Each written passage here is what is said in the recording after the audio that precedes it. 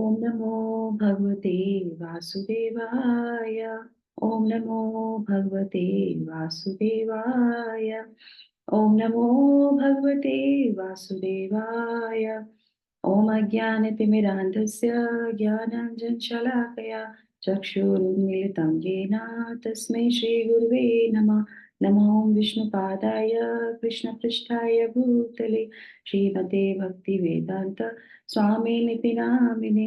नमस्ते सारस्वते देवे गौरवाणी प्रचारिणे निर्विशेषा शून्यवादी पाश्चात्यदेशतारिणे।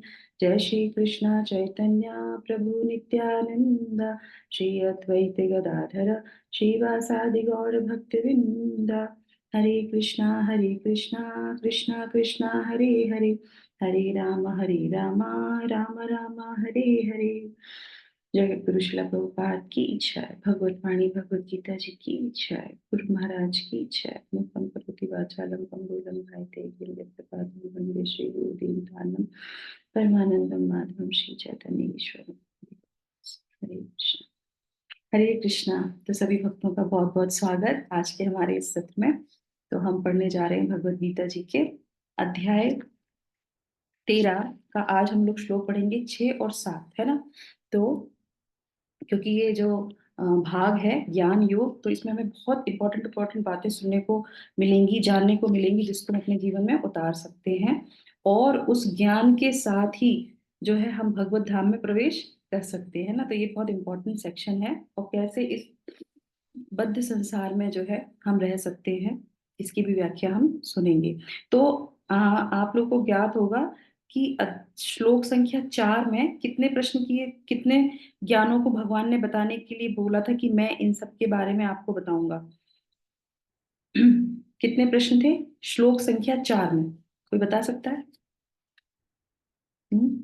अगर वो मैंने लिखवाया भी था उसके आगे कि इसके आंसर कहाँ कहाँ मिलेंगे, आप बताइए, कौन बताएगा? श्लोक संख्या 4।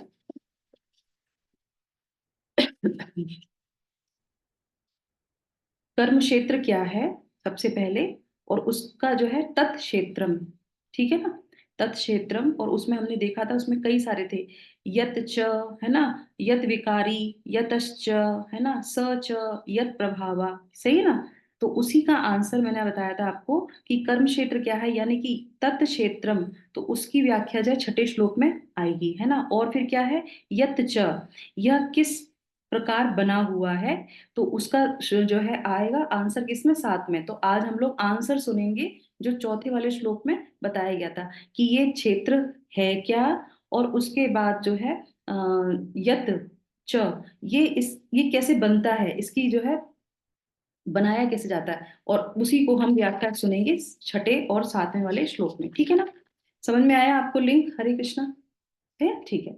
तो हम शुरू करते हैं आज का श्लोक। श्लोक संख्या 6 और 7 दोनों कंबाइंड है, और बहुत ध्यान से सुनने की जरूरत है, क्योंकि वही है ना, ज्ञान योग है। तो थोड़ा ध्यान से सुनेंगे तभी समझ में आएगा, ठीक है। तो जो माता जी वॉलंटियर करना चाहे, 6 और 7 अलग अलग श्लोकों में सुनेंगे। श्रील प्रभुपाद की जय। महाभूतान्य अहंकारो महाभूतानि अहंकारो बुद्धि अव्यक्तम एव च बुद्धि अव्यक्तम एव च इंद्रियाणि दशेकं च इंद्रियाणि दश एकम च पंच पंचेन्द्रियगोचरः पंचम च इंद्रिय गोचर पंचेन्द्रियगोचरः। पंचेन्द्रिय गोचर। थैंक यू माता जी। नेक्स्ट, इच्छा द्वेषः सुखम दुखम, कौन पढ़ेगा? इच्छा द्वेष सुखम दुखम संघातश्चेतना धृति संघात चेतना धृति एतच्क्षेत्रं समासेन एतम क्षेत्रम समासेन सविकारमुदाहृतम् स्वकारम उद्धाततम सविकारमुदाहृतम्। स्वीकारम उद्हातहतम। थैंक यू माता जी। हरे कृष्ण। तो सभी लोग हैं यहाँ पे उपस्थित ना, किसी को मन नहीं करता सुबह सुबह श्लोक पढ़ने का? हम्म? कितना अच्छा है ना, सुबह ब्रह्म मुहूर्त में हम एक भगवत गीता का जो है श्लोक उच्चारण करें। तो आप सब लोग वॉलेंटियर किया कीजिए। लौल्यम हमेशा बना रहना चाहिए कि मुझे पढ़ना है ना। अवश्य आप लोग सब लोग पढ़ते होंगे घर में, है ना। पर सुबह सुबह जब हम लोग सामूहिक रूप से भक्तों के संग में आके एक श्लोक पढ़ते हैं, तो भगवान वहां पे विराजमान रह के उसको सुनते हैं। तो ये लौल्यम हमारे अंदर बना रहना चाहिए, जैसे कि हमारी शांडली माता जी के अंदर रहता है ना। त्रुटियां होने के बावजूद भी कभी नहीं सोचना कि नहीं हम नहीं पढ़ेंगे, हम बिल्कुल प्रखर हो जाएंगे तभी पढ़ेंगे, नहीं। भगवान के बच्चे हैं ना, जैसा भी बोलते हैं तोतली भाषा में उल्टा सीधा बस बोल रहे हैं, भगवान उसी को स्वीकार कर लेते हैं, है ना। तो इसलिए प्लीज आप सब लोग जो है वॉलंटियर किया कीजिए श्लोक पढ़ने के लिए, है ना। जी ठीक है, थैंक यू माता जी, शांति माता जी। अब इसके बाद जो है हम पढ़ेंगे इसका अर्थ, और उसके बाद तात्पर्य में सब लोग जो है 2-3 माता जी मिलकर पढ़ सकते हैं। तो यहाँ पे भगवान क्या बोल रहे हैं इसमें 6 और 7 में श्लोकों में, कि वो क्या है, कैसे बना है, तो उसकी व्याख्या हम इसमें सुनेंगे। पंच महाभूत, अहंकार, बुद्धि, अव्यक्त, अव्यक्त मतलब जो 3 गुणों की प्रकट अवस्था है वो, ठीक है। 10 इंद्रियों तथा मन, 5 इंद्रिय विषय, 5 इंद्रिय विषय, इच्छा, द्वेष, सुख, दुख, संघात, जीवन के लक्षण तथा धैर्य। इन सब को संक्षेप में कर्म का क्षेत्र तथा उसकी अंतः क्रियाएं विकार कहा जाता है। समझ में आया। तो इस तरीके से यहाँ पे बता रहे हैं। इसमें जो है जिस अव्यक्त हो गया, और उसके बाद ये जो संघात है, संघात का मतलब होता है ये पूरा शरीर, संघात मतलब पूरा शरीर, ठीक है। अब हम पढ़ते हैं तात्पर्य। यस माता जी, कौन पढ़ेगा तात्पर्य? हरे कृष्ण। हरे कृष्णा। श्रील थैंक प्रभुपाद यू, की जय। थैंक यू माता। तात्पर्य: महर्षियों, वैदिक सूत्रों, छांदस तथा वेदांत सूत्रों के प्रामाणिक ग्रंथों के कथनों के आधार पर इस संसार में अवयवों को इस प्रकार से समझा जा सकता है। पहले तो पृथ्वी, जल, अग्नि, वायु और आकाश, ये 5 महाभूत हैं। फिर अहंकार, बुद्धि तथा 3 गुणों की अव्यक्त अवस्था आती है। उसके पश्चात 5 इंद्रियां, नेत्र, कान, नाक, जीभ तथा त्वचा। फिर 5 कर्मेंद्रियों, वाणी, पांव, हाथ, गुदा तथा लिंग है। तब इन इंद्रियों के ऊपर मन होता है, जो भीतर रहने के कारण अंत इंद्रिया कहा जाता है। इस प्रकार मन समेत कुल 11 इंद्रियां होती है। फिर इंद्रियों के 5 विषय हैं: गंध, स्वाद, रूप, स्पर्श तथा ध्वनि। इस तरह इन 24 तत्वों का समूह कार्य क्षेत्र कहलाता है। यदि कोई इन 24 विषयों का विश्लेषण करे तो उसे कार्य क्षेत्र समझ में आ जाएगा। फिर इच्छा, द्वेष, सुख तथा दुख नामक अंतः क्रियाएं विकार हैं, जो स्थूल देह के 5 महाभूतों की अभिव्यक्तियां हैं। चेतना तथा धैर्य द्वारा प्रदर्शित जीवन के लक्षण सूक्ष्म शरीर अर्थात मन, अहंकार तथा बुद्धि के प्रागट्य हैं।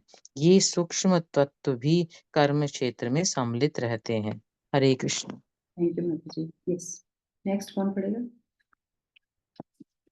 हरे कृष्ण। पढ़िए। पंच महाभूत अहंकार की स्थूल अभिव्यक्ति है, जो अहंकार की मूल अवस्था को ही प्रदर्शित करती है, जिसे भौतिकवादी बौद्धिक या तामस बुद्धि कहा जाता है। और आगे प्रकृति के तीनों गुणों के अप्रकट्य अवस्था की सूचक है। प्रकृति के अव्यक्त गुणों को प्रधान कहा जाता है। जो व्यक्ति इन 24 तत्वों को उनके विकारों समेत जानना चाहता है, उसे विस्तार से दर्शन का अध्ययन करना चाहिए। भगवत गीता में केवल सारांश दिया गया है। शरीर इन समस्त तत्वों की अभिव्यक्ति है। शरीर में 6 प्रकार के परिवर्तन होते हैं। यह उत्पन्न होता है, बढ़ता है, टिकता है, संतान उत्पन्न करता है, और तब यह क्षीण होता है और अंत में समाप्त हो जाता है। अतः क्षेत्र अस्थायी भौतिक वस्तु है, लेकिन क्षेत्र का ज्ञाता क्षेत्रज्ञ इससे भिन्न रहता है। Hare Krishna. Thank you so much माता जी। हरे कृष्ण। तो कितना आसान है, समझ में आ गया होगा एक ही बार में पढ़ने से। आ गया सबको समझ में पढ़ने से एक ही बार में? नहीं, नहीं आएगा इतनी जल्दी समझ में, थोड़ा सा टाइम लगेगा इसको समझने में, पर धीरे धीरे जब हम इसको ध्यान से पढ़ेंगे। शिला प्रभुपाद ने इतने सुंदर तरीके से अगर कहीं इसी जगह वेदांत सूत्र होता तो क्या होता हमारा हाल। पर श्रीला प्रभुपाद ने इतनी सुंदर तरीका से एक एक करके इसको डिस्क्राइब कर दिया है। तो इससे पहले हम ये सुने, उससे पहले एक छोटा सा प्रश्न ये आता है कि ये जो हम सुन रहे हैं, जो ये हमें ज्ञान दिया जा रहा है ना, ये जो कारक है, घटक है, इनको बोला जाता है, इनको जानने की क्या आवश्यकता है। क्षेत्र हम हैं और शरीर हमारा क्षेत्र है, हम क्षेत्रज्ञ हैं, हमको मिल गया है, हमको कार्य करना है, पर इन सब की घटक की क्या जरूरत है बताइए। ये जो कैसे बना है, क्यों बना है, इन सब की क्या आवश्यकता है, इन सबको बहुत डीपली पढ़ने की क्या जरूरत है, जो भगवत गीता में बताया जा रहा है। प्रभुपाद इसको डिस्क्राइब कर रहे हैं, क्या इससे क्या होगा। Understand yourself. Who am I? Okay ठीक है, हुआ माय, उसके बाद हम तो हैं, हमें पता चल गया हम आत्मा है, हम शरीर नहीं है। फिर what am I supposed to do? Action क्या है मेरा? हाँ, और भगवान के स्वरूप का ज्ञान होता है ना माता जी, भगवान के विराट स्वरूप को हम समझ पाते हैं कि कैसे हमारी सृष्टि हुई, कैसे भगवान कितने विराट है, कितने विशाल है। तो भक्ति का प्रतिपादन होता है हमारा भगवान के प्रति, जो मन में भक्ति जो प्रतिपादित होगी वो इसी से होगी, जब ज्ञान आएगा कि हम कितने अणु हैं, हम कितने छोटे हैं भगवान की सृष्टि के आगे। जब अपना अपना ज्ञान और भगवान का ज्ञान, तो ठीक है, यही हमारे ज्ञान के बाद ही भक्ति का संचार होगा। ठीक है, वेरी नाइस माता जी ने जो बताया कि शार्ली माता जी ने बताया कि हमें अपनी स्थिति के बारे में पता चलता है, हम कहाँ पे स्टैंड होते हैं, हमें कैसे कार्य करना चाहिए। और माता जी ने बताया कि भगवान के बारे में, तो आत्मा परमात्मा दोनों के बारे में विषय ज्ञान हो गया। पर यहाँ पे जो हम ये सुनने जा रहे हैं, ये क्या है, ये हेतु ज्ञान है। क्या है, हेतु ज्ञान। हेतु मतलब क्या, कारण। ज्ञान में जो है एक कारण होता है विशेष, कोई भी चीज जब बनती है तो उसके कुछ कारण होते हैं। शरीर कैसे बना, उसके कारणों को जानो। तुम कौन हो, उसका कारण जानो। भगवान कौन है, उसका कारण जानो। तो इसको क्या बोलते हैं, इसको बोलते हैं हेतु कारण। तो हेतु ज्ञान, सॉरी, हेतु ज्ञान है ना, मतलब उसके कारण को जानना होता है, घटक को जानना होता है। इससे क्या होता है, जब ये सब चीजें समझेंगे तो हम अपने आप को पृथक करना शुरू करेंगे। किससे, शरीर से हम अपने आप को पृथक रखेंगे कि ये दूसरी चीजें हैं, मैं दूसरा हूं, मैं ये नहीं हूं। अभी तक क्या होता है, जो भी चीजें होती हैं, बुद्धि, मन, अहंकार, हमें पता है, पर क्या होता है, हम इससे पृथक नहीं हो पाते। और इसका प्रभाव क्या पड़ता है, इसका प्रभाव ऐसे पड़ता है कि जब हमारी जो है विपरीत परिस्थिति होती है और तब हम उस पर रिएक्ट करते हैं। समझ में आया। तो उस समय ये जो घटक हैं ये बहुत कार्य करते हैं। अगर आपको इसका डीप नॉलेज है तो ये घटक कार्य करेंगे। जैसे मान लीजिए फॉर एग्जांपल, अभी मैं आऊंगी उस पर, उससे पहले छोटा सा एक सरल तरीके से इसको समझ लेते हैं कि जैसे मान लीजिए किसी ने आपको थप्पड़ मार दिया, है ना, तो हम क्या सोचेंगे, हम भी एक दबा के उसको देंगे। तुमने मुझे थप्पड़ कैसे मारा, तुम्हारी हिम्मत कैसे हुई मुझे थप्पड़ मारने की। जब हम घटक को जान लेंगे, कारणों को जान लेंगे, क्षेत्र को जान लेंगे, क्षेत्रकों को भी जान लेंगे, और ये कैसे बनता है, ये शरीर में जो चीजें आती हैं, ये जो है वेग आते हैं, ये कैसे आते हैं, किसके द्वारा आते हैं, तब हम समझ जाएंगे कि नहीं, हमने अपने खेत में ये थप्पड़ बोया था और इसीलिए ये थप्पड़ हमारे सामने आ गया। और ये जो सामने वाला व्यक्ति है, ये भी इसका निमित्त मात्र है। समझ में आया। हमको हमारा फ्रूट देने के लिए इसको भगवान ने निमित्त बना दिया है, और इसने हमको हमारा फ्रूट हमें दे दिया जो हमने बीज बोया था। तो हम उसको रिवेंज लेंगे, हम उससे रिवेंज नहीं लेंगे, ठीक है, क्योंकि ये हमारी अंतरदशा, जो भी हमने किया उसका हमें फ्रूट में आ गया। तो ये सारी चीजें जानने की बहुत जो है आवश्यकता होती है कि किस तरीके से, और ये सारी चीजें बिल्कुल पृथक हैं। तो उसी को डीप नॉलेज की, ये जो है क्षेत्र कैसे बना है, क्षेत्र तो है पर क्षेत्र बना कैसे, तो इसकी सृष्टि। अब श्रीला प्रभुपाद इसमें क्या बोल रहे हैं कि ये जो ये है, क्या कहते हैं, कितने महा जो है तत्व है, और ये बहुत संक्षेप में भगवान कह रहे हैं, मैं बहुत संक्षेप में बता रहा हूँ, भगवत गीता में इसमें संक्षेप में बताया गया। अब विस्तार से कहाँ लिखाया गया है, तो आप इसको नोट कर लीजिए। श्रीमद् भागवतम के तृतीय स्कंद में एक एक अंग का विश्लेषण दिया गया, बहुत डिटेल में बताया गया है। और वो कैसे बताया गया, वहां पे बताया गया है पूरी सृष्टि, है ना। जब हम लोगों ने विश्व रूप पढ़ा था 11वें अध्याय में, तो उसमें हम लोगों ने किस तरीके से पढ़ा था विश्व रूप, जो अध्याय था कि जो विश्व में चल रहा है वो हमारे अंदर भी चलता है। वो हमसे भी चलता है और विश्व में भी चलता है, जो ये, तो इसी तरीके से ये जो पूरा संसार है, ये जो है भगवान की सृष्टि है, ये जब बनती है तो उसका भी कुछ कारण होते हैं, उसके भी कुछ घटक होते हैं। वो कैसे बनता है, तो एक वो क्षेत्र और एक ये जो हमारा शरीर है ये क्षेत्र, समझ में आया। तो उसमें पूरी तरीके से विस्तार से बताया गया, और भगवत गीता में हमारे खुद के सिर्फ क्षेत्र के बारे में बताया गया है, समझ में आया। तो इसलिए अगर कोई विस्तार से पढ़ना चाहता है तो श्रीमद् भागवतम के तृतीय स्कंद को आप आराम से खोल के देखिए, और एक एक चीज के बारे में ध्यान से हम सुन सकते हैं या जान सकते हैं उसके बारे में। तो अब यहाँ पे बता रहे हैं कि कितने हैं यहाँ पे, 24 तत्व। इसको ध्यान से सुन लीजिए, लिख लीजिए, 24 तत्वों से ये सारी चीजें बनी हैं। 24 तत्व टोटल मिला के, इंग्रेडिएंट्स, इंग्रेडिएंट्स कह लीजिए इसको, ये इंग्रेडिएंट्स कितने, 24।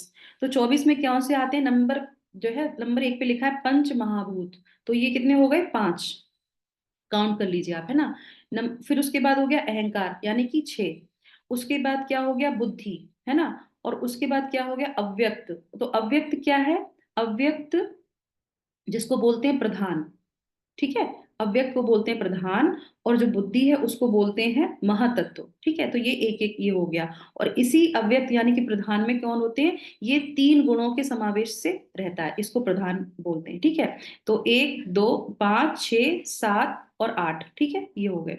उसके बाद आ जाते हैं यहाँ पे हम 10 इंद्रियां, है ना, तो ये हमारी 10 इंद्रियां हो गई, तो कितने हो गए, 18। उसके बाद 9वां कौन सा हो गया, मन, और उसके बाद 5 जो है क्या हो गए, इंद्रियों के विषय, कितने हो गए टोटल, कितने हो गए, Mataji, will you repeat? यही लिखा है, Say it again. शास्त्र में लिखा है, आप इसको देख लो ध्यान से, पंच महाभूत 24। तो पंच महाभूत 5, उसके बाद अहंकार, उसके बाद बुद्धि, उसके बाद अव्यक्त जो अवस्था होती है जिसको प्रधान बोलते हैं, उसमें 3 गुणों का समावेश होता है, वो मतलब ये एक ही है, इसको एक ही काउंट करेंगे। उसके बाद 10 इंद्रियां, हमारी जो 10 इंद्रियां हैं वो, और उसके बाद उसमें जो है एक आ गया मन, और उसके बाद 5 इंद्रिय विषय, तो 10 इंद्रियों में 5 ज्ञानेंद्रियां और 5 जो है वो जो इंद्रियां मुख्य विषय है वो, और उसके बाद 5 इंद्रियों के विषय, ये हो गए। तो टोटल मिलाकर 24 इंग्रेडिएंट्स हो जाते हैं, जिससे क्या बनता है, क्षेत्र बनता है, क्षेत्र। ठीक है, क्षेत्र बनता है, ठीक है। तो ये क्षेत्र और क्षेत्रज्ञ दोनों इसके अंतर्गत आ जाएंगे। अब ये आ जाते हैं, उसके बाद ये हो गया, फिर इसके बाद क्या है, ये तो 24 ये मेन है इंग्रेडिएंट्स, और उसके बाद इच्छा द्वेष सुख दुख संघात यानी कि पूरा शरीर, जीवन के लक्षण तथा धैर्य, ठीक है, ये भी इंग्रेडिएंट्स हैं। अब इंग्रेडिएंट्स बोल रहे हैं तो भोजन से समझ लेते हैं। हम जब कोई सब्जी बनाते हैं या कुछ भी पकवान बनाते हैं तो कुछ इंग्रेडिएंट्स डालते हैं जो दूर से ही दिखाई देते हैं, दिखते हैं ना, तो ये ऊपर से दिखते हैं, और कुछ को हम पीस के डालते हैं ना, वो दिखाई नहीं देते हैं, है ना। ये जो है इच्छा द्वेष सुख दुख और जो है धैर्य, ये जो लक्षण है, ये सब क्या है, ये वो इंग्रेडिएंट्स दिखाई नहीं देते पर सूक्ष्म रूप से उसके अंदर रहते हैं। समझ में आया, ऐसे समझ में आ गया। अब इसको हम थोड़ा सा विस्तार से समझ लेते हैं, ठीक है। अब आ जाते हैं यहाँ पे, ये बनता कैसे है, तो ऐसे एक के बाद एक आता जो श्रीमद् भागवतम में बताया है उसको हम समझ लेते हैं। तो सबसे पहले है यहाँ पे बताया है पंच महाभूत, है ना, तो महाभूतानी, है ना, तो यहाँ पे ऊपर क्या लिखा है, महाभूतानी अहंकारो। तो ये शुरुआत कैसे होती है, तो इस तरह से होती है इसकी, ये महाभूत, है ना, महाभूत किसको बोलते हैं, महा मतलब जो ज्यादा होता है, दिखने में भी ज्यादा होता है, मतलब ये इसकी अवस्था ज्यादा होती है ना, क्वांटिटी ज्यादा होती है अवस्था। पनीर की सब्जी में सबसे ज्यादा क्या दिखाई देगा, पनीर दिखाई देगा। अब पूरा सेशन खाने पे चला जाएगा आज। तो पनीर की सब्जी में पनीर सबसे ज्यादा रहेगा, है ना। तो इस तरह से पंचभूतानी, तो ये मुख्य है। तो क्या है पंच महाभूत, क्या है, आकाश, अहंकार। बड़ा आकाश दिखेगा, वायु हर जगह व्याप्त रहती है, अग्नि सब जगह होती है, जल सब जगह होता है, और पृथ्वी सब जगह होती है। तो इस तरीके से ये हो गए हमारे पंच महाभूत, ठीक है। और ये जो है बहुत मात्रा के होते हैं, ये समझ में आ गया, मेन हो गया, है ना। और उसके बाद फिर क्या आता है, उसके बाद आ जाता है इंद्रियाणी, है ना। इंद्रियाणी क्या है, इंद्रियाणी में हम इसको समझ लेंगे एतत् क्षेत्रम समासेना, है ना। तो ये इंद्रियाणी जो इंद्रिय हैं हमारे, और ये कैसे बनते हैं तो इसको भी हम इसको समझते जाएंगे। इसके बाद आ जाता है, ये हमारा हो गया इंद्रियाणी और प्रधान, ठीक है, प्रधान में आ गया भौतिक तत्व जैसे बनते हैं। अब आ गया इंद्रियां, तो ये हमारी 10 इंद्रियां हैं, ठीक है। और इसमें जो है इस विषय वस्तु के बारे में बाद में बात करेंगे। अहंकार हो गया हमारा, बुद्धि हो गई। बुद्धि मतलब क्या है? महातत्व। महातत्व जो है बुद्धि को ही बोलते हैं महातत्व। महातत्व किससे बना हुआ है? बुद्धि से ही बना हुआ है, बुद्धि से ही है। सारी बुद्धियों को मिला दो तो उसको क्या बोलेंगे? तुम्हारी बुद्धि, हमारी बुद्धि, ये सब क्या है? ये महातत्व में आती है। पर ये पोजीशन से पहले की जो पोजीशन होती है वो होती प्रधान की। जब ये सृष्टि बनती है तो एक प्रधान अवस्था होती है, सारे इसमें इंग्रेडिएंट्स रहते हैं, पर जब तक भगवान दृष्टिपात नहीं करते हैं तब तक वो क्या होता है? वो कार्य शुरू नहीं करती है। और जैसे ही भगवान उस पर दृष्टिपात कर देते हैं और ये जो है व्यक्त अवस्था में आ जाती है, तब तक वो अव्यक्त रहती है। पर इसके अंदर क्या रहते हैं? इसके अंदर 3 गुण रहते हैं। प्रधान के अंदर 3 गुण रहते हैं। कौन से? सतोगुण, रजोगुण और तमोगुण। सही है ना? इस तरीके से प्रधान, और प्रधान के बाद जैसी दृष्टिपात होती है तो फिर महातत्व आ जाता है। और महातत्व में क्या है? बुद्धि। समझ में आ गया? इतना सीक्वेंस समझ में आया? तो ये इस तरीके से महातत्व हो जाता है। और चेतना, जैसे अब बुद्धि आई तो चेतना आ गई, तो वो वहां पे व्यक्त होने लगा, कार्य करने लगा, तो इसीलिए बुद्धि भी वहीं से शुरू होती है। तो इसीलिए हम महातत्व बुद्धि बोल सकते हैं उसको। ये चेतना के प्राकट्य को कहा जाता है, ठीक है। अब उसके बाद क्या होता है? बुद्धि से जो बनता है ना। अब ये हो गया महातत्व। महातत्व के बाद जो बुद्धि से बनता है उसको बोलते हैं अहंकार। अहंकार कब तक नहीं आता? जब तक बुद्धि डेवलप नहीं होती। बुद्धि जब तक डेवलप होगी उसके बाद ही अहंकार आएगा। तो और फिर इसमें भी जो है 3 गुणों का समावेश रहता है, मतलब काल शक्ति भी रहती है और 3 गुणों का समावेश रहता है। किसमें? अहंकार में। समझ में आया? प्रकृति में 3 गुण रहते हैं पर वो अव्यक्त अवस्था में रहते हैं। उसके बाद जब भगवान दृष्टिपात करते हैं तो महातत्व आता है, यानी कि बुद्धि प्रकट होती है। और 3 गुण तो उसमें शुरू हो गए, क्योंकि पहले अव्यक्त अवस्था में थे, उसके बाद ये 3 गुण जो है कंटिन्यूएशन में चलने लगते हैं। और जैसे ही बुद्धि के साथ 3 गुण समावेश होता है वैसे ही अहंकार डेवलप हो जाता है, ठीक है। अब जैसे ही अहंकार आता है तो अहंकार क्योंकि 3 गुणों में जो है मिला रहता है, तो तीनों गुणों के साथ जब अहंकार मिलता है तो अलग अलग चीजें प्रकट होती हैं। समझ में आया? सतोगुण, रजोगुण, तमोगुण, अहंकार जब एक एक गुण से मिलता है तो एक एक गुण डेवलप होता है, ठीक है। तो उसको जानेंगे। तो सबसे पहले अहंकार जब सतोगुण में मिश्रित होता है तो क्या निकल के आता है? मन बनता है। समझ में आया? मन कैसे बनता है? जब अहंकार सतोगुण के गुण में प्रवेश करता है तो मन डेवलप होता है, उसको उत्पन्न करता है, ठीक है। और उसके बाद जब अहंकार रजोगुण में समावेश करता है, उसके साथ जब मिश्रित होता है तो क्या बनता है? तब हमारी कर्म इंद्रियां बनती हैं, तब हमारी ज्ञान इंद्रियां बनती हैं, ठीक है। ठीक है। और इसके साथ साथ अगर हम संसार रूपी देखें जो भगवान की सृष्टि है तो उसमें देवता भी आते हैं। समझ में आया? जब रजोगुण में अहंकार मिश्रित होता है तो कर्मेंद्रियां बनती हैं इस हमारे क्षेत्र की, और ज्ञानेंद्रियां बनती हैं। और संसार सृष्टि के रूप में देखेंगे तो देवता भी उसी के अंदर आ जाते हैं, देवताओं का भी प्राकट्य हो जाता है, ठीक है। उसके बाद जब अहंकार तमोगुण में प्रवेश करता है, मतलब तमोगुण से मिश्रित होता है, तब क्या प्रकट होता है?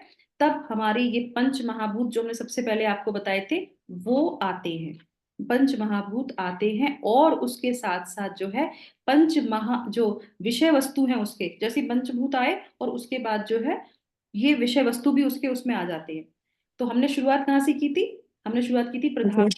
प्रधान है, देखिए इसमें लिखा है पंचभूत सबसे पहले, मेन इंग्रेडिएंट्स है वो। पर उससे पहले सबसे पहले जो सृष्टि जो शुरुआत होती है वो प्रधान से होती है, ठीक है ना। तो प्रधान सबसे पहले अव्यक्त अवस्था, अभी तक कुछ भी व्यक्त नहीं हुआ। उसके बाद जो सीक्वेंस आता है प्रधान, प्रधान के बाद महातत्व, महातत्व के बाद फिर बुद्धि, बुद्धि के बाद फिर अहंकार, अहंकार में तीनों गुणों समावेश हो गए। तो इस तरीके से ये आते हैं, ठीक है। और ये पंचभूत हो जाते हैं जो हमने बताया, अग्नि, वायु, है ना, जल, ये पंचभूत। और इसी के जो है विषय वस्तु। अब आ जाते हैं विषय वस्तु। विषय वस्तु पे जैसे हमारी इंद्रियां भी डेवलप हो गई, हमने पहले देखा था। और ये तीनों का जो है एक के साथ कनेक्शन है बहुत अच्छी तरीके से। जैसे हमारी इंद्रियां ले लीजिए और ये पंच महाभूत। तो सबसे पहले हम देखेंगे कि क्या है सबसे पहले पंच महाभूत में क्या क्या अग्नि। अग्नि। या तो अग्नि को हम कैसे अपने कौन सी इंद्रियों से हम देख सकते हैं?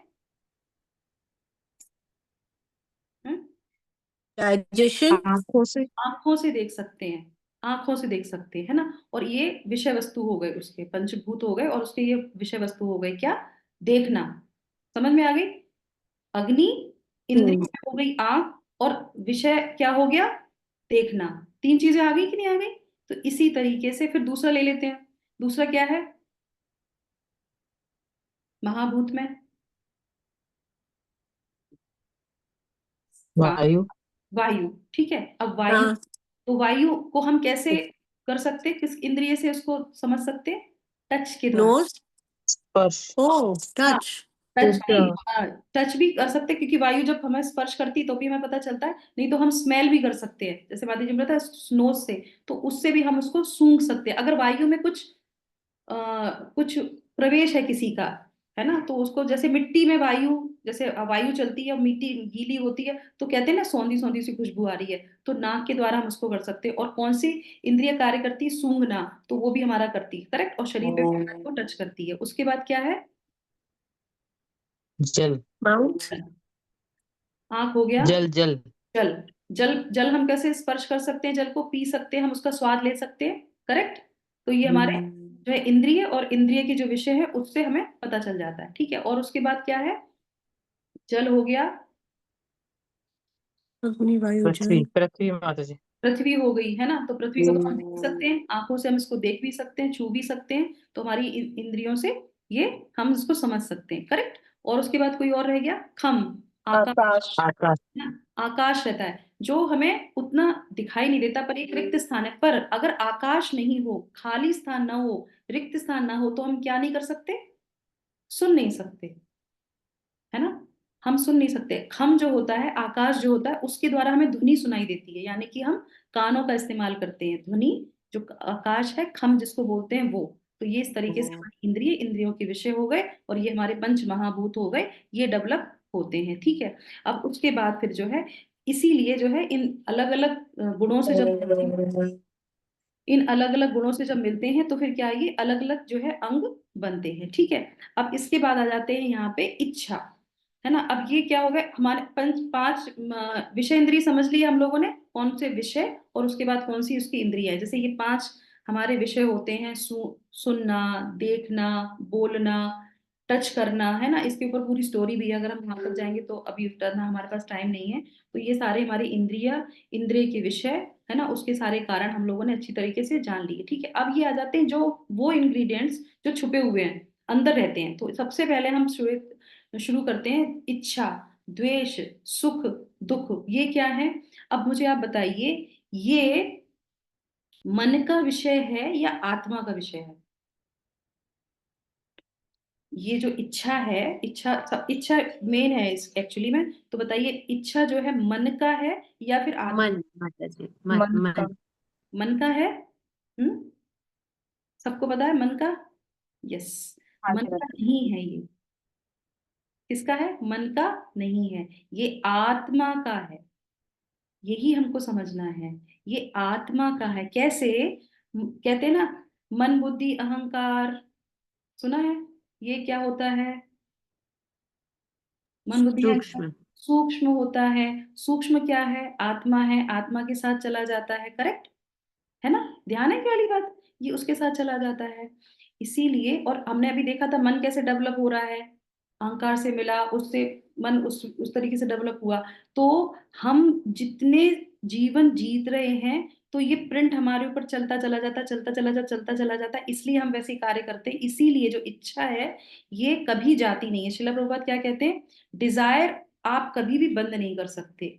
ये हमारी आत्मा का क्या है, प्रधान गुण है। ये रहेगी ही रहेगी, इच्छा तो रहती रहती है, पर इच्छा करनी क्या है, ये ध्यान रखना है। और हम इतनी इच्छाएं करते करते करते करते, हमारा जो सूक्ष्म शरीर के साथ जो मन रहता है ना, उस पे वो प्रिंट हो जाता है, और फिर हम वैसी ही इच्छा करना शुरू कर देते हैं। इसीलिए हमको अपने मन से बोलना है, ए तुम शांत बैठो, हम जो डिजायर करेंगे वो काम होगा, तुम्हारे हिसाब से नहीं चलेंगे। हम बुद्धि के हिसाब से नहीं चलेंगे, हम मन के हिसाब से नहीं चलेंगे, हम अहंकार, हम तीनों गुणों के हिसाब से नहीं चलेंगे। क्यों, क्योंकि हम पृथक हैं और ये सारी चीजें पृथक हैं। समझ में आया। अब क्षेत्र और क्षेत्रज्ञ क्या डिफरेंस समझ में आ गया। अब समझ में आया? इसीलिए ये कारण जानना बहुत आवश्यक है कि हम क्षेत्र हैं, सॉरी हम क्षेत्रज्ञ हैं और ये क्षेत्र हैं। हम क्षेत्र के हिसाब से नहीं चलेंगे, हमको अपना क्षेत्र अपने हिसाब से करना है। अगर हम नहीं करेंगे तो क्या होगा, हमारा हमारा मन ऐसे करता है, हमारा मन वैसा करता है, इतने दिनों से जो प्रिंट हमारे ऊपर छपा था हम उसी हिसाब से कार्य करते नहीं। कल परसों पता नहीं कहाँ मैं सुन रही थी, महाराज वो जो बोल रहे थे, महाराज मुझे ध्यान नहीं आ रहा, तो वो बोल रहे थे कि जब हम जपा करते हैं तो फिर मन सोचता है हमारा, अरे अब ये फंसा, मुझे इसने फंसाया, अब ये बैठ के मुझे 2 घंटे तक हरे कृष्णा में ही लगाएगा, अब मुझे ये कहीं जाने नहीं देगा, जब भी मैं इधर जाऊंगा क्या कहीं हरे कृष्णा पे ध्यान लगाओ, हरे कृष्णा पे ध्यान लगाओ, है ना।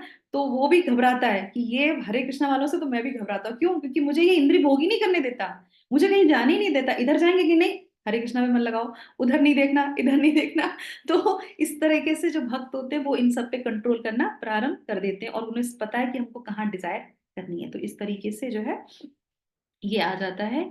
और इंद्रियाणी, जैसे हमने ये सारी चीजें पढ़ी, तो विषय तो बहुत लंबा है, इसको हम बहुत डिटेल में समझ सकते हैं, पर अभी इतना ही हमारे लिए शॉर्ट में समझना बहुत इंपॉर्टेंट है।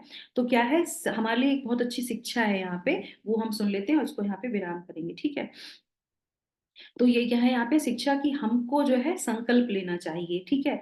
क्या संकल्प लेना चाहिए कि हमको क्या है कि हमको जो है अपने मन को एक जगह लगाना है, अपनी बुद्धि को जो है एक जगह लगाना है, कंट्रोल करने का प्रयास करना चाहिए। और 3 गुणों से, क्योंकि ये 3 गुण शुरू से ही हमारे साथ रहते हैं, तो हमें इन तीनों गुणों से ऊपर उठने का प्रयास करना चाहिए। और ये जो सत्र हम लोग करते हैं ये इतना इंपॉर्टेंट है, क्योंकि हम लोग सतोगुण में रहते हैं, ये सतोगुण में प्रवृत्त रहते हैं। तो सतोगुण में श्रील प्रभुपाद हमेशा कहते थे सतोगुण में रहो, सतोगुण में रहो, क्योंकि सतोगुण में जब तक नहीं रहेंगे तब तक हम ऊपर नहीं उठ पाएंगे, है ना। और इसका बहुत अच्छा एग्जाम्पल मैं आपको दूं, देखिए अभी हम लोगों ने दामोदर लीला सुनी थी, है ना।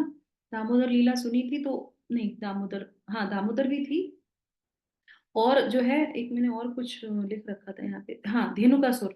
धेनुकासुर की लीला आपने सुनी होगी। धेनुकासुर क्या था कि जिस लोगों के साथ हम रहते हैं, एसोसिएशन करते हैं, संग करते हैं, वैसे ही हमारी मन बुद्धि सब चीजें वैसे ही कार्य करती हैं। तो हमारे आचार्य बहुत अच्छा उदाहरण दे रहे थे, मुझे बहुत अच्छा लगा था ये उदाहरण।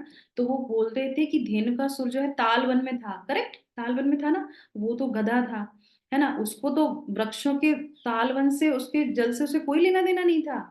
पर जो वृक्ष थे वो, उनकी ऊंचाई कितनी अच्छी थी, वो कितने ऊंचे थे, वहां से वो फल भी दे रहे थे, वहां पे वो अमृत भी दे रहे थे। मतलब वो जो इतना पेय पदार्थ था जो इतना कीमती था, जो इंद्र उसको पीता था, वो इतना था। पर उन पेड़ों ने एसोसिएशन किसका किया? गधे का किया। और उस गधे ने क्या किया, वो किसी को वो पीने नहीं देता था। और अंत में क्या हुआ, उस गधे के मरने के साथ साथ वो वृक्षों को भी जो है नीचे आके गिरना पड़ा। तो हमारी स्थिति कितनी भी ऊंची हो, हम कितने भी अच्छे हो, ज्ञानी हो, सब कुछ हमारे पास, पर जैसे ही हम लोअर लोगों के साथ जो है अपना संबंध रखते हैं, संग करते हैं, तमोगुण में रजोगुण में अगर हम रहेंगे, तो हमारा भी जो है हम धराशायी हो जाएंगे।